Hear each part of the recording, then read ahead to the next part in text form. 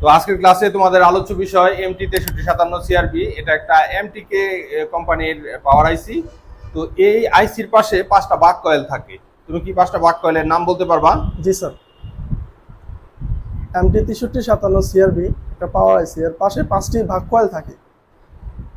VPA voltage of power amplifier, এখানে voltage থাকে 0.6 থেকে 3.4। এটা ফোনের 3G আইসিতে পাওয়ার সাপ্লাই করে। Pro ভোল্টেজ অফ প্রসেসর, এখানে ভোল্টেজ থাকে 0.5 থেকে 1.4। এটা সিপিইউতে ভোল্টেজ সাপ্লাই করে। কোর এখানে ভোল্টেজ থাকে 0.5 থেকে 1.4, এটাও সিপিইউতে ভোল্টেজ সাপ্লাই করে।